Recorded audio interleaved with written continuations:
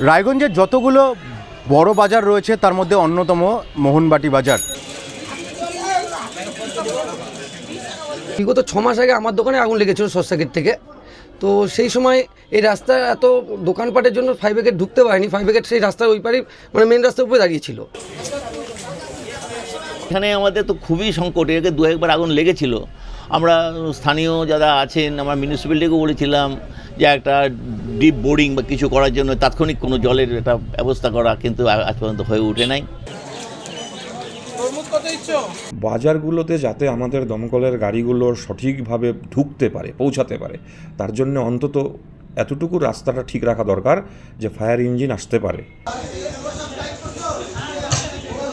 আমি সেটা মোকাবেলা করার জন্য ওনাদের সঙ্গে আমি পরামর্শ চাইব, কি করে ব্যবস্থা নেওয়া যায়, উদ্যোগ নেওয়া যায়।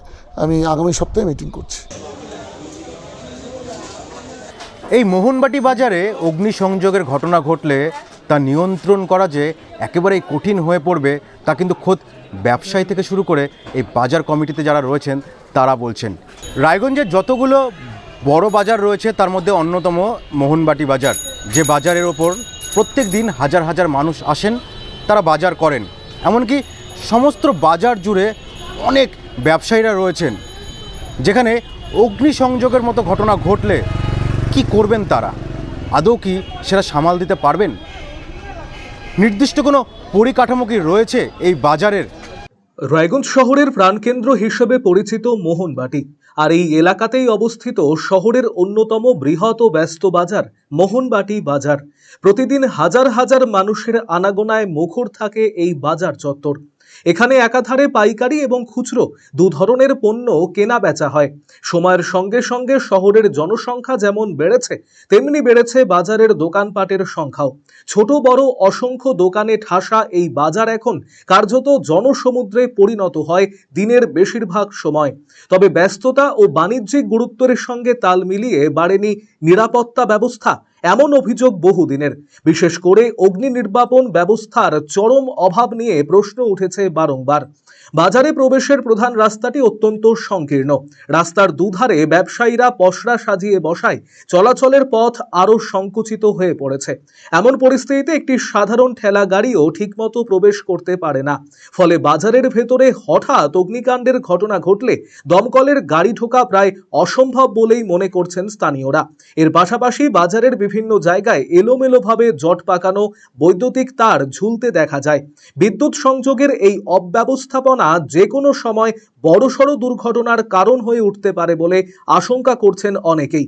আগুন লাগলে মুহূর্তের মধ্যে পুরো বাজার এলাকা যৌতুগৃহে পরিণত হতে পারে, এমনই আতঙ্ক ব্যবসায়ী এবং ক্রেতাদের একাংশের মধ্যে। সম্প্রতি কলকাতার আনন্দপুর এলাকায় ভয়াবহ অগ্নিকাণ্ডের ঘটনা সামনে এসেছে। সেই ঘটনায় অগ্নি নির্বাপন ব্যবস্থার গাফিলতি ও দাহ্য পদার্থ মজুদ থাকার বিষয়টি উঠে আসে। সেই ঘটনা থেকে শিক্ষা নিয়েও মোহনবাটি বাজারে দৃশ্যমান কোনো বড় পরিবর্তন চোখে পড়েনি বলে অভিযোগ। এ বিষয়ে স্থানীয় ব্যবসায়ী তনয় ঘোষ জানিয়েছেন, গত 6 মাস আগে তার দোকানে শর্ট সার্কিট থেকে আগুন লেগেছিল। রাস্তা সংকীর্ণ থাকায় দমকলের গাড়ি ঢুকতে পারেনি। অগ্নি নির্বাপন ব্যবস্থার বিষয়টি বাজার কমিটিকে জানানো হয়েছে। খুব দ্রুত এখানে এই ব্যবস্থা প্রয়োজন। বিগত 6 মাস আগে আমার দোকানে আগুন লেগেছিল শর্ট সার্কিট থেকে। তো সেই সময় এই রাস্তা এত দোকানপাটের জন্য ফায়ার ব্রিগেড ঢুকতে পারেনি। ফায়ার ব্রিগেড সেই রাস্তার ওই পারে মানে মেন রাস্তার উপরে দাঁড়িয়েছিল। কিন্তু আমরা চাই বাজার কমিটি আর পৌরসভার দুজনের উদ্যোগে এই রাস্তাটাকে সবার আগে ক্লিয়ার করা উচিত। কমিটির সাথে বারংবার এই সমস্যা নিয়ে আলোচনা হয়েছে, কিন্তু এটা নিয়ে পৌরসভার কাছে যাওয়া হবে, কিন্তু এখনও পর্যন্ত গিয়ে পৌঁছানো হয়নি ওখানে। একদম সবাই সমস্যায়, যেরকম দোকানপাট থাকার জন্য একটা ভ্যান ঢুকতে পারে না। একটা ভ্যান ঢুকলে মানে সাধারণ পাবলিক ভ্যানওয়ালাকেই গাল দেয়, কিন্তু দোষটা হচ্ছে দোকানদারদের। দোকানদাররা নিজের মাল রাস্তার মধ্যে বের করে দিয়েছে, কিন্তু দোকানদার সেই নিজের দোষটাকে ঢাকার জন্য ভ্যানওয়ালা নিজের মাল আনছে, যখন সাধারণ পাবলিক ভ্যানওয়ালাকেই গাল দিচ্ছে এর জন্য। মোহনবাটি বাজার কমিটির সভাপতি জয়ন্ত সোম জানিয়েছেন, এই সমস্যা দীর্ঘদিনের। প্রত্যেকটি ব্যবসায়ী সংকটে রয়েছেন। এখানে অগ্নি নির্বাপন ব্যবস্থা ও জলাধারের জন্য বিধায়ক, সাংসদ এবং পৌরসভাকে জানানো হয়েছে। আমরা এটা চিন্তা করেছিলাম বাজার কমিটি অনেক দিন থেকে। আমরা স্থানীয় এমএলএ, তবে এমপিকেও বলেছি, মিউনিসিপ্যালিটিকেও বলেছি যে রিজার্ভারের জন্য একটা রিজার্ভার যদি হয়। আমরা একটা যে বাজারে যে একটা নতুন প্ল্যান আমরা দিয়েছি এমপিকে, সেই এমপির যে প্ল্যানটা আছে সেই প্ল্যানে আমার মাটির তলে রিজার্ভার আছে। ওই প্ল্যানটা এখন মিউনিসিপ্যালিটি যে কোনো প্ল্যানেই রিজার্ভার করতে হবে মেনছে। তো আমাদের এই নতুন প্ল্যানটা যে করেছি, যেটা আমরা কেন্দ্রীয় সরকারের কাছে টাকা পাওয়ার আশায় রাখছি, তো ওটা কিন্তু আমার নিজেদের রিজার্ভারের পজিশন আছে, সেইভাবেই প্ল্যানটা হয়েছে আর কি। তো আমরা এখানে আমাদের তো খুবই সংকট, এর আগে দু একবার আগুন লেগেছিল। আমরা স্থানীয় যারা আছেন, আমরা মিউনিসিপ্যালিটিকেও বলেছিলাম যে একটা ডিপ বোরিং বা কিছু করার জন্য তাৎক্ষণিক কোনো জলের একটা ব্যবস্থা করা, কিন্তু আজ পর্যন্ত হয়ে ওঠে নাই। অনেক জায়গায় বলা হয়েছে, তো আমরা তো সংকটের মধ্যেই আছি। এটা একেবারে ঘিঞ্জি বলা যেতে পারে, একদম যেখানে ঘিঞ্জি। সেখানে দোকান আছে, একদম, যেখানে একদম, সেখানে একদম। বাজার বসে আছে, একদম, আপনাদের বিদ্যুতের তার। রাস্তা কোথায় যেখান দিয়ে কোনো কারণে অগ্নিসংযোগের ঘটনা ঘটলে ফায়ার ব্রিগেড ঢুকবে? সেটা তো সঠিক কথা। এখন তো ক্লোজার মানে আমাদের যে একটাই রাস্তা, এই রাস্তাটাও খুব চাপা রাস্তা, এবং যারা মালটাল রেখে নিয়ে খুব চাপা গাড়ি ঢুকতে পারে না, এইটা সঠিক। আমরা তো তাহলে কি যদি আগুন লাগে সেক্ষেত্রে কি বড়সড় দুর্ঘটনা হ্যাঁ ঘটবে। তার আগে কি আপনারা কোনো প্রিকশন? আমরা প্রিকশনের মধ্যে তো এইগুলোই ভাই। এখন আমরা আর কি করব? আমরা তো যদি সেইভাবে কোনো এগিয়ে না আসে, তাহলে তো সরকার থেকে যদি এগিয়ে না আসে, আমাদের পক্ষে তো অসম্ভব। এ বিষয়ে রায়গঞ্জের দমকল আধিকারিক রতন কুমার সিংহ বলেন, বাজারের মধ্যে কোথাও আগুন লাগলে দমকলের গাড়ি কিংবা অন্যান্য কোনো জরুরি ভেহিকল যাতে সহজে প্রবেশ করতে পারে, তার জন্য রাস্তা দখলমুক্ত থাকা প্রয়োজন। পাশাপাশি বাজারগুলিতে জলাধার গড়ে তোলাও অত্যন্ত আবশ্যক। বাজারগুলোতে যাতে আমাদের দমকলের গাড়িগুলো সঠিকভাবে ঢুকতে পারে, পৌঁছাতে পারে, তার জন্য অন্তত এতটুকু রাস্তাটা ঠিক রাখা দরকার যে ফায়ার ইঞ্জিন আসতে পারে। দুর্ঘটনা ঘটলে শুধু ফায়ার না, আরও অনেক কিছু, একটা অ্যাম্বুলেন্সও যেতে হতে পারে, একটা পুলিশের গাড়িও যেতে হতে পারে। রাস্তার ওপরে দোকান করে রাখলো, তারপর দমকলের গাড়ি গিয়ে সেগুলোকে ভাঙলো, সরালো, তারপর ইঞ্জিন ঢুকবে, এটা তো কাঙ্ক্ষিত না। অন্তত যাতে ইমার্জেন্সি ভেহিকেলস যেগুলো আছে সেগুলো যাতে যেতে পারে, তা সেই জন্য রাস্তাটা পরিষ্কার রাখা উচিত। রিজার্ভার তো অবশ্যই বাজার এলাকাগুলোতে যারা অনেক ক্ষুদ্র ব্যবসায়ী আছে, যাদের দমকলের অনুমতির দরকার পড়ে না, এবং আমাদের যে ফিক্সড ফায়ার ফাইটিং ইনস্টলেশন বিভিন্ন বিল্ডিংয়ে যেগুলো রাখা হয়, যেগুলো নিয়মের মধ্যে আছে, যেগুলো আইনের মধ্যে আছে, তারা তো রাখছেই। কিন্তু অনেক ছোটোখাটো দোকান আছে যাদের ফায়ার সার্ভিস অ্যাক্টের মধ্যে পড়ছে না, কিন্তু তাদের ব্যবসা করতে হচ্ছে।